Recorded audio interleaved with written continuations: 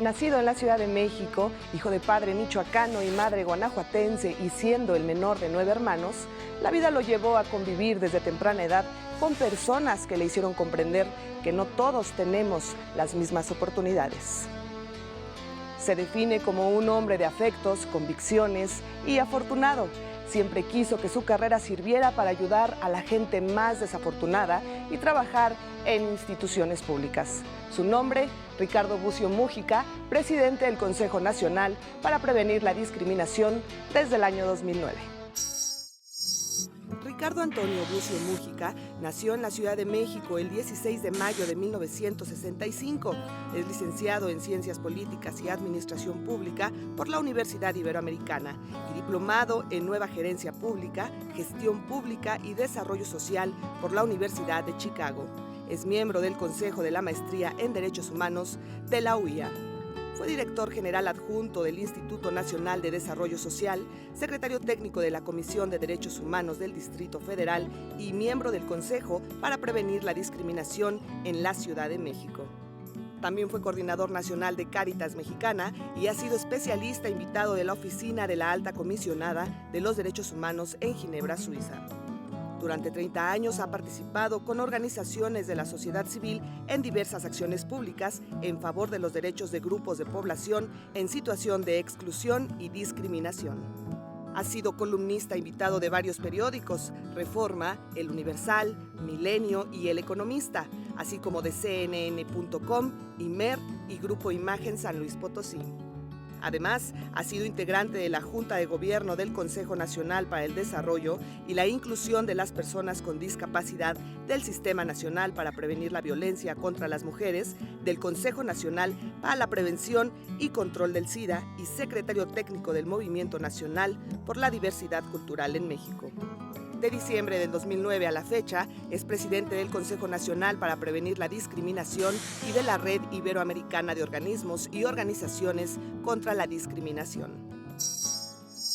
Haber podido vivir algunos años con personas con discapacidad intelectual, haber podido convivir con ellos, compartir con ellos la vida, trabajar con ellos, ser parte de sus equipos de trabajo, yo creo que eso sí ha marcado de alguna manera un poco la centralidad donde debe estar el centro de mi trabajo profesional y en ese sentido también de la acción pública, en donde está la vulnerabilidad de las personas. Ricardo Bucio considera que su niñez fue como la de cualquier otro niño, llena de amor y travesuras, para él sin importancia, además de muy socializada, es como él la define.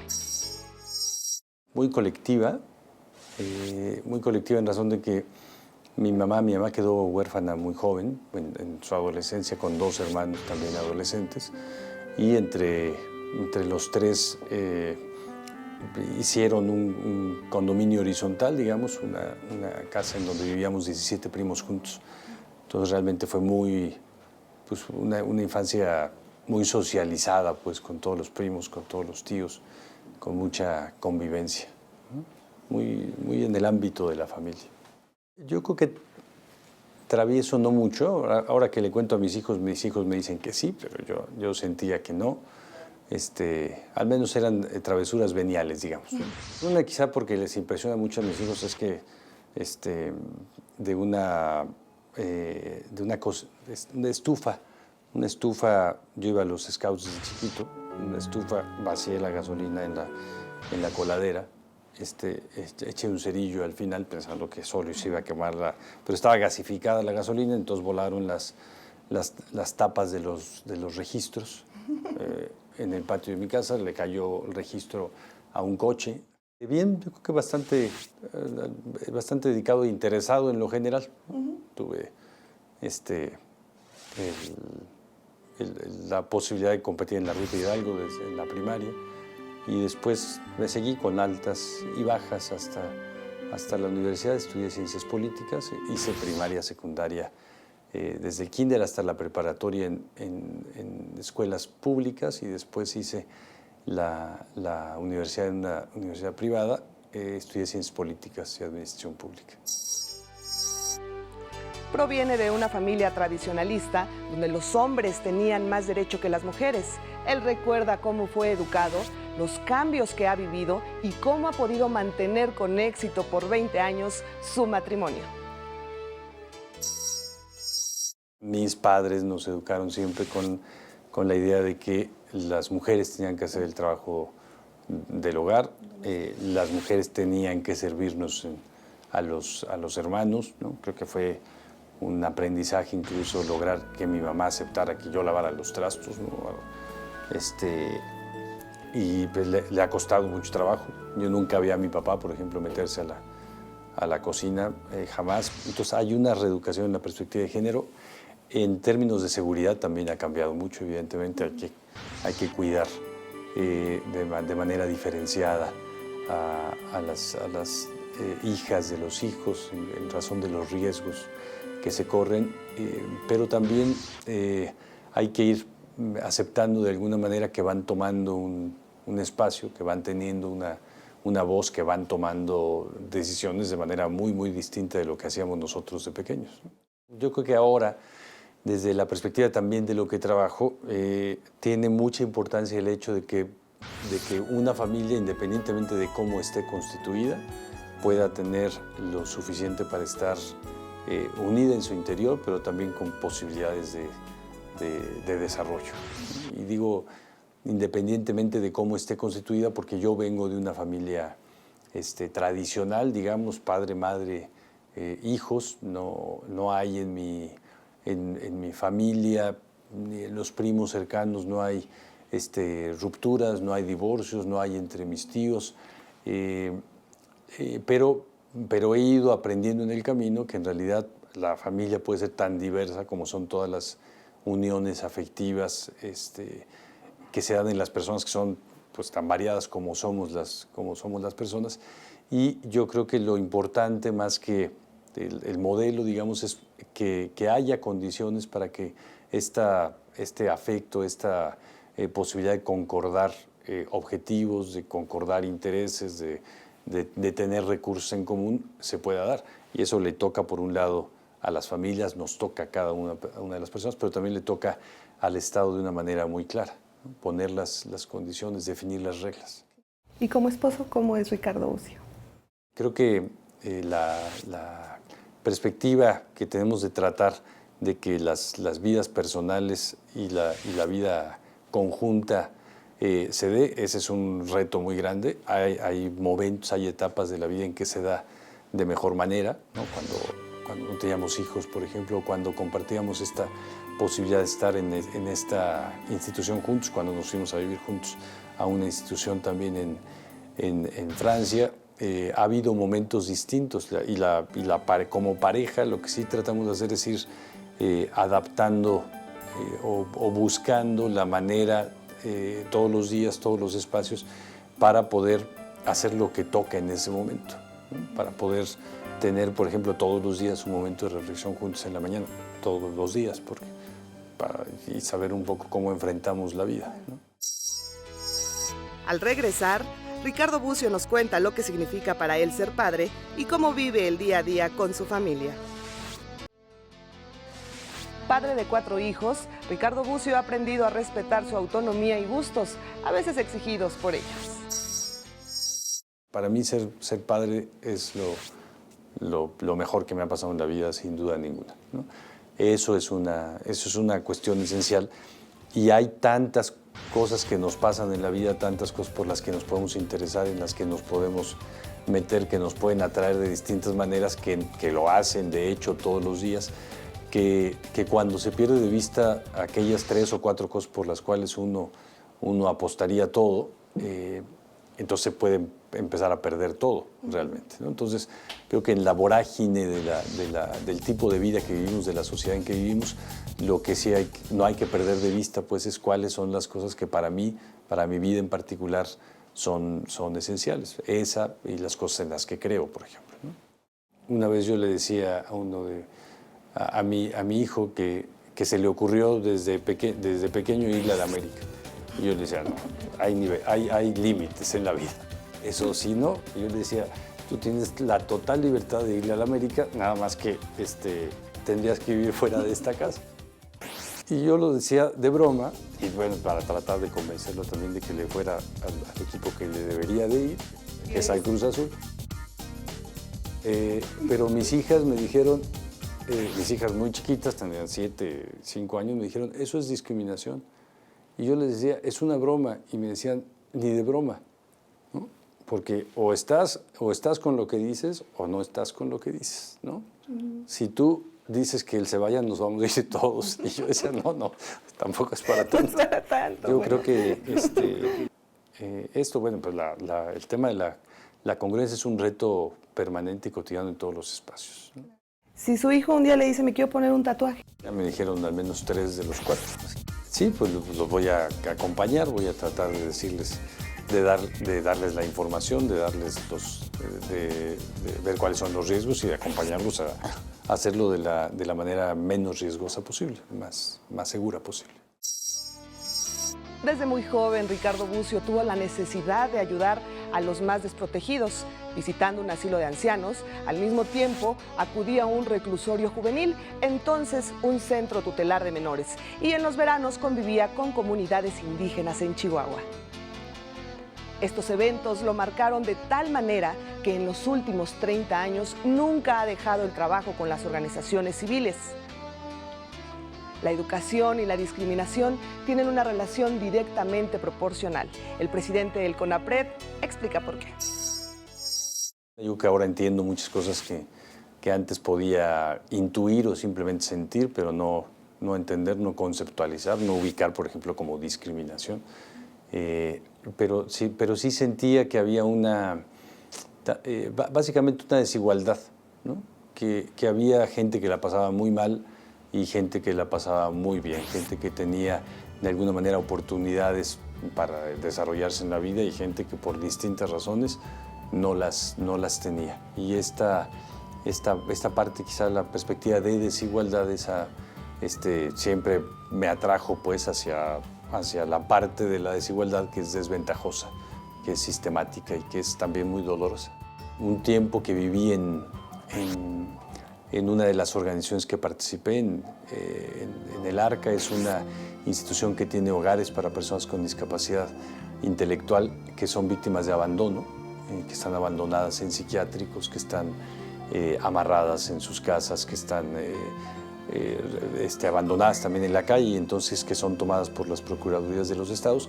Estuve en esa organización 6 años, ahora soy miembro del consejo, pero viví en esa organización con personas con discapacidad, trabajé con ellas y creo que la posibilidad de rehacer la vida mediante la organización es muy bella, es realmente un signo muy poderoso, pero la situación en la que han caído por el hecho de tener una discapacidad intelectual y ser realmente excluidos de casi todo en la sociedad es muy, muy grave.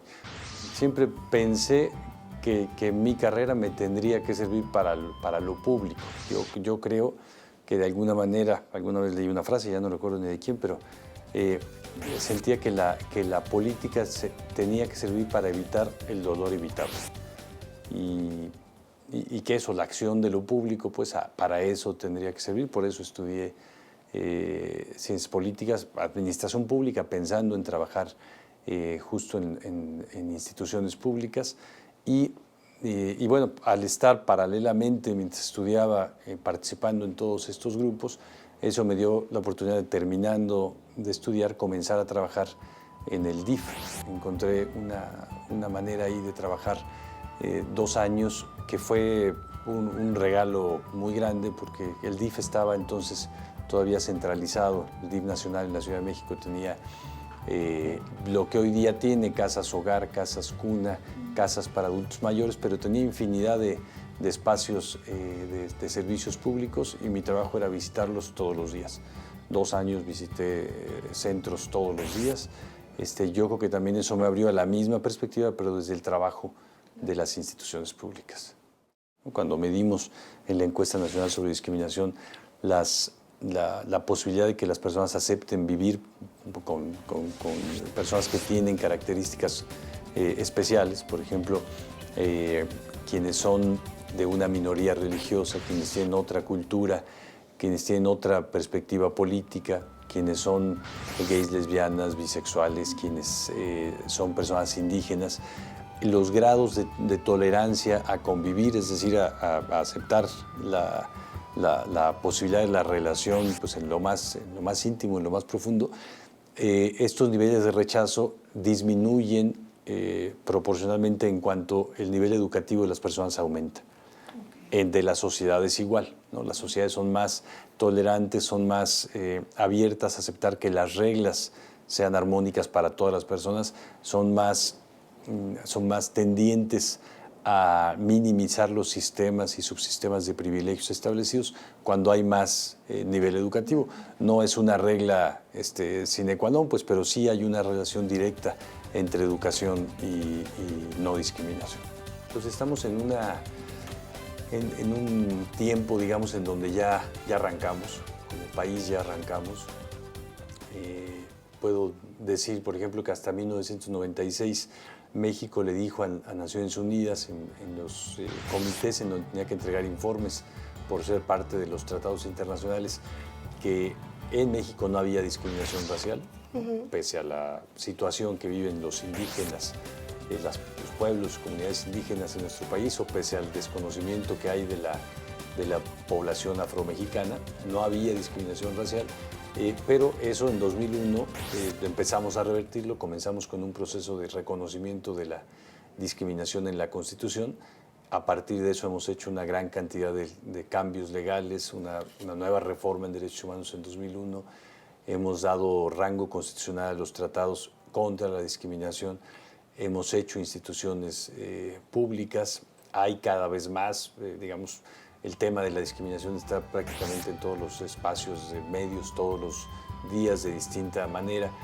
Y pese a ello, digamos, pese a que ya arrancamos como país el proceso de diálogo, de reconocer que existe el tema, no hemos hecho todavía pasos suficientes en cuanto a lo cultural.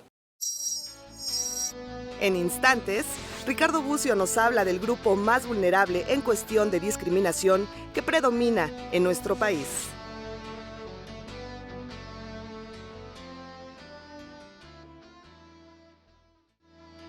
La discriminación de género es la que existe transversalmente en México. Según la encuesta nacional sobre discriminación, 96% de la población sabe que las mujeres viven situaciones de violencia, pero no es un tema de alarma en nuestro país, como lo fue el grito de la afición mexicana al momento del despeje del portero en el pasado Mundial de Fútbol. Esta es la opinión de Ricardo Bucio al respecto. Yo diría que no hay ningún espacio ni público ni privado en donde no haya discriminación de género en México. Entonces, ese sí está en todos los espacios, y cuando se liga a cualquier otra forma de discriminación, es decir, discriminación por discapacidad y género, discriminación a personas migrantes y género, discriminación por homofobia y género, en todas las situaciones de discriminación las mujeres tienen una mayor vulnerabilidad a la discriminación que los hombres, ¿no? Sea clasismo, sea machismo, sea racismo, sea cualquier forma de discriminación. Como el hecho de que las trabajadoras del hogar, 26% de la población acepte que se les dé de comer los alimentos sobrantes, o 17% de los adolescentes justifiquen la violencia física contra las mujeres, o situaciones de este tipo. Pues hay una cuestión de normalización que sin embargo sí va cambiando. Quizá un dato en particular que nos dice cómo avanza el proceso es que casi 7 de cada 10 personas en nuestro país no tienen motivos para oponerse a que 2 personas del mismo sexo contraigan matrimonio. No es que estén de acuerdo, es que dicen no tener motivos para oponerse. Yo creo que dos opiniones en general. Uno, una perspectiva y una convicción de que es una expresión discriminatoria, de que ninguna forma de discriminación, aun cuando sea grito, es inocua, porque estamos como estamos también como país, porque nos hemos dado chance de aceptar muchísimas cosas, las chiquitas, las grandes, las chiquitas que se van haciendo medianas, que se van haciendo grandes, que se van haciendo históricas y estructurales. Y por otro lado, como la quizá la certeza de ir en un rumbo correcto y de un agrado en ese sentido como institución del debate. Tenemos hasta ahora reunidos al menos 160 artículos de columnistas, de articulistas, de editoriales sobre el grito, sobre perspectivas a favor, en contra, análisis de las perspectivas, comparación con otro tipo de discriminación. Y lo que me parece muy, muy importante es que existe el debate público, claro, que nos cuestionemos, que dialoguemos sobre eso, que sepamos si realmente tiene un efecto o no lo tiene, si es lo que dicen unos, es una forma de diversión, forma parte de las tradiciones y cultura familiar, como dijeron incluso directivos de la federación, o como dicen otros, esto tiene una afectación y tiene una relación, esta expresión pública, con el hecho de tener centenas, no pocos, pues centenas de personas muertas por homofobia en nuestro país. Creo que sí hay una relación y lo que me parece más sano en este caso en particular es el debate. Yo espero que sí lo podamos seguir dando y sobre cada situación que sea tan compleja en nuestro país la hagamos, no solo sobre esto. Yo hubiera querido ver 160 artículos sobre la situación de discriminación que viven los indígenas en México y eso no sucede. Existen personajes que lo inspiran en su trabajo como relator de los derechos humanos. El Premio Nobel de la Paz, Nelson Mandela, es uno de ellos. Con casi 5 años al frente del Consejo Nacional para prevenir la discriminación, para Ricardo Bucio queda mucho trabajo por hacer. Tengo muchos. Nelson Mandela me gusta en particular. Y me gusta justo porque pudo combinar esa lucha social, las convicciones de lo que tendría que ser su país, pudo hacerlo independientemente de lo que él estuviera viviendo o pasando, pero además con una claridad de que lo que él quería para el país tenía que quererlo incluso para aquellos contra los que estaban en contra. Okay. Y porque logró hacer de todo esto un sistema político, pues no modificó la perspectiva, la adecuó, la potenció, la hizo una política de Estado, ¿no? Y yo creo que he conocido, por eso digo afortunado, he conocido en la vida muchísimas personas, muchísimas que me han marcado, que me han ayudado, que me han enseñado. Por ejemplo, Cecilia Loría, una feminista, una ciudadana demócrata, me parece que ejemplar, que tenía una gran capacidad, una gran cualidad de dialogar con todos los espectros de la vida política, de la ciudadanía, de los grupos sociales, que acompañó procesos de todo tipo, y que fue mi jefa 5 años, que me introdujo también al mundo del feminismo y de la cual yo aprendí muchísimo. Dentro del Consejo hay una lista enorme que estoy seguro que no me va a alcanzar el tiempo de la gestión para hacerla. Tenemos más o menos 50 proyectos en marcha y cada uno tiene su grado de complejidad. Proyectos con entidades federativas, proyectos en televisión, proyectos en redes sociales, proyectos de modificación del marco legal, de reformas constitucionales. Bueno, hay una enorme cantidad de tareas. Y a mí me parece que en lo profesional, independientemente del CONAPRED, seguir buscando un espacio para poder seguir haciendo lo mismo desde la trinchera en la que esté. Porque yo creo que lo que he hecho profesionalmente es siempre ir cambiando de trinchera, pero en el fondo ir haciendo lo mismo, ir haciendo esto que creo que tiene que haber, que es la defensa, pues, de la prioridad de la dignidad humana como eje central de la sociedad y evidentemente de la política pública. Ricardo Bucio se considera un hombre afortunado, ya que cada trabajo que realiza le gusta más que el anterior. Y esto se refleja en la importante labor que día a día realiza en el Consejo Nacional para prevenir la discriminación.